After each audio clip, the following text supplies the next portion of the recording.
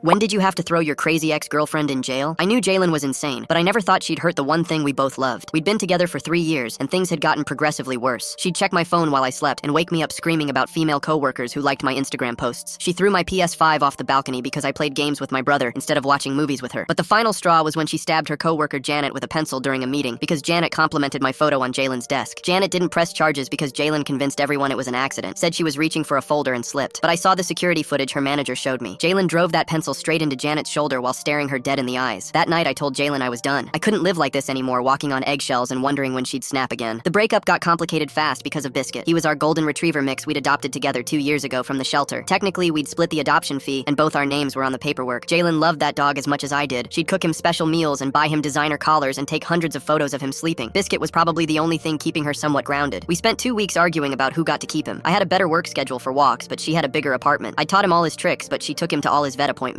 We even tried making a custody schedule like divorced parents, but Jalen would cry hysterically every time I came to pick him up. She'd hold Biscuit and sob into his fur, saying I was stealing her baby. I started looking for apartments that allowed dogs while Jalen sent me dozens of texts daily. Sometimes she'd beg me to come back. Sometimes she'd threaten to disappear with Biscuit where I'd never find them. Her mood swings were getting worse without me there as a target. Her roommate texted me that Jalen hadn't been going to work and just stayed in bed with Biscuit all day. 3 weeks after I moved out, I got a call at 2 a.m. Jalen was hysterical and screaming that something was wrong with Biscuit. I drove over immediately thinking maybe he'd eaten something bad or gotten sick, but when I got there, the scene was so much worse than I imagined. Biscuit was on the kitchen floor in a pool of blood. There were scissors next to him covered in red. He was breathing but barely conscious, and there were multiple stab wounds on his side. Jalen was kneeling beside him, pressing towels against the wounds, but the blood kept coming. On the counter was a note in her handwriting that said, "If I can't have him, then no one can." "What did you do?" I screamed at her. "I didn't mean it. I just got so mad thinking about you taking him away." I pushed her aside and wrapped Biscuit in the bloodiest towel. He whimpered when I lifted him and his eyes rolled back. Jalen tried to follow me to my car, but I shoved her back. "You're insane. You're actually insane." The emergency vet was 20 minutes away, but it felt like hours. I kept one hand on Biscuit's chest to make sure he was still breathing while I drove. Blood soaked through the towel and onto my seats. At red lights, I'd pet his head and tell him he'd be okay, even though I wasn't sure he would be. The vet team rushed him into surgery immediately. They said he'd lost a lot of blood, but the wounds had missed major organs. It would be touch and go for the next few hours. I sat in that waiting room covered in my dog's blood and finally called the police. I sent them photos of the scene and the note and told them everything. They arrested Jalen that morning. She'd tried to clean up the blood, but forensics found plenty of evidence. Her lawyer tried to argue temporary insanity, but the note showed premeditation. She got 18 months for animal cruelty, and I got a restraining order against her. Biscuit pulled through after 3 surgeries and 2 weeks at the hospital. The vet bill was almost $8,000, but I didn't care. He had a shaved side covered in stitches and moved slowly, but his tail still wagged when he saw me. The vet said he was lucky the wounds weren't deeper. I moved us to Denver the next month and found a house with a big fenced yard where Biscuit could heal in peace. He still has scars under his fur and sometimes flinches when people move too fast.